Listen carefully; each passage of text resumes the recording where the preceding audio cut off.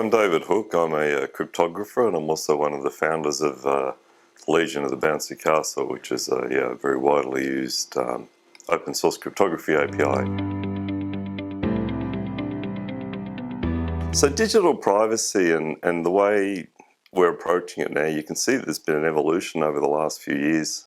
Obvious that things like financial and medical information need to be kept secret. And of course, more recently with leaks from government and all this sort of thing, it's becoming more and more obvious that communications in general need to be managed appropriately. I was originally hired to do code review of Authenticate.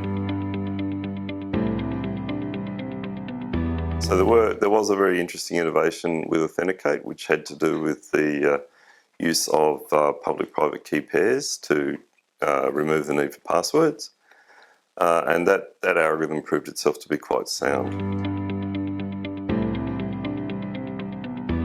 Some can always steal a password file, take it away for processing, apply a farm of servers to it, trying to work out what the passwords are, because there's like a fingerprint of each password. With the Haventec solution, you could steal the authentication, the server's authentication data, and it would not help you. It's probably one of the first really good solutions I've seen using, a fundamental algorithm that's actually safe. One of the issues, of course, behind the original design of the internet was that the purpose of having it decentralized meant that it was more fault tolerant. One of the things you see a lot in the industry is still there's this insistence on building something like a password file, and then you make that the thing that everyone then wants to attack.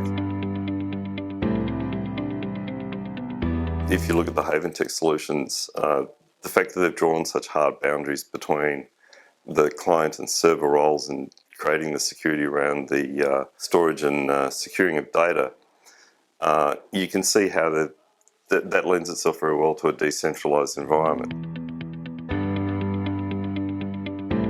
In a situation where you've set up your authentication and you're securing your data in a manner which means that stealing the server side of the credentials isn't actually going to help anyone, you're protected from that.